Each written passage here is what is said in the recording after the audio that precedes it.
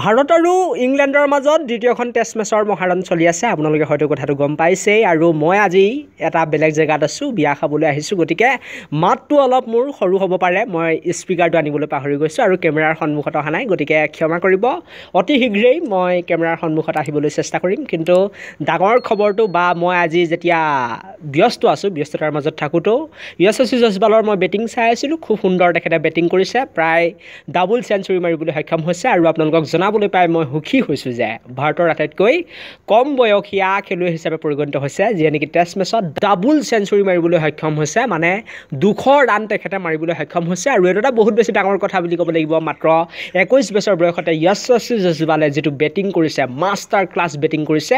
আৰু তেখেতক মই প্ৰশংসাৰে পচাব লাগিব। আৰু এইগৰাকী খেলুৱৈৰ বাবে আজিৰ ভিডিঅ'টো এটা লাইক কৰিব বুলি মই আশা কৰিছোঁ। লগতে চেনেলটো এনেকুৱা ধৰণৰ সুন্দৰ সুন্দৰ খবৰৰ বাবে এতিয়াই ছাবস্ক্ৰাইব কৰি ল'বলৈ নাপাহৰিব। আৰু বাকী যদি মই খেলুৱৈসকলৰ কথা কওঁ, তেনেহ'লে ইমান ক'বলগীয়া নাই। কোনো এগৰাকী খেলুৱৈয়ে হাফ চেঞ্চুৰী মাৰিব নোৱাৰিলে, কিন্তু য়শস্বী লাজবাব জয়ছৱালে খুব সুন্দৰ বেটিং কৰিলে বাবে হয়তো আমাৰ ভাৰতীয় টীমে প্ৰায় 400 ৰানৰ ওচৰা-ওচৰি পালেগৈ। আৰু সবল স্থিতিত আমাৰ ভাৰতীয় দলটি দেখা গৈছে। তাৰ লগতে বলিঙত জাসপ্ৰীত বুমৰাহ, ইয়াৰ লগতে ৰবিচন্দ্ৰন অশ্বিন, ইয়াৰ পাছতে কুলদীপ যাদৱ, তেওঁলোকে ভাল বলিং কৰিছে। কিন্তু আয়াৰন ফায়াৰে এটা সুন্দৰ কেচ ধৰিছে, যিটো কেচ মই বিশেষকৈ চাই আছিলোঁ যেতিয়া খেলখন, খুব ভাল লাগিলে। এটা লাজবাব কেচ তেখেতে ধৰিবলৈ সক্ষম হৈছে।